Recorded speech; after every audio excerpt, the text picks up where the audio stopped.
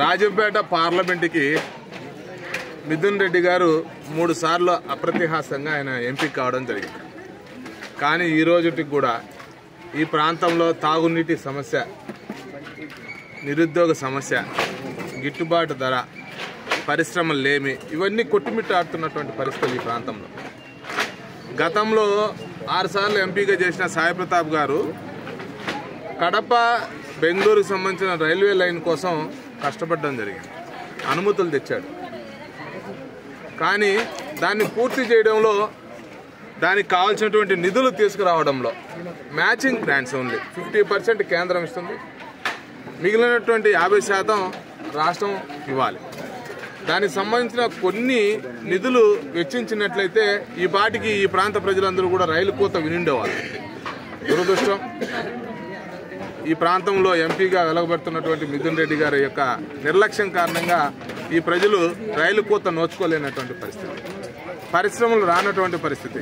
ఈరోజు అదే కూటమి ప్రభుత్వం వచ్చిన తర్వాత ఈ ప్రాంతాల్లో బనకచర్ల ప్రాజెక్టు నిర్మాణం ద్వారా, నదుల అనుసంధానం ద్వారా భవిష్యత్తులో రాయలసీమలో ఉన్నటువంటి కరువును పారదోలడము, హార్టికల్చర్ హబ్గా మార్చడము, ఈ ప్రాంతంలో పరిశ్రమలు ఇప్పటికే ల్యాండ్ అయ్యాయి చాలా, ఇంకా భవిష్యత్తులో కూడా మరిన్ని వచ్చేటువంటి అవకాశాలు ఉన్నాయి. నరేంద్ర మోడీ గారి నాయకత్వంలో రైతులను దృష్టిలో పెట్టుకొని డ్రిప్ నుంచి డ్రోన్ల వరకు యంత్ర పరికరాల కోసం కావాల్సిన నిధుల్ని సబ్సిడీల రూపంలో ఇవ్వడం జరుగుతుంది. వాటిని సద్వినియోగం చేసుకోవడంలో గత ప్రభుత్వం విఫలమైంది.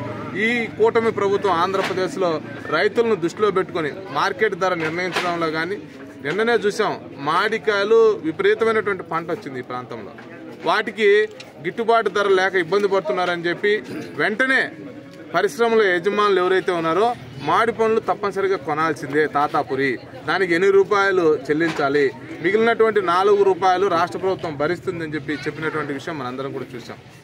రాష్ట్రంలో ఒక మంచి ప్రభుత్వం పాలన సాగుతుంది.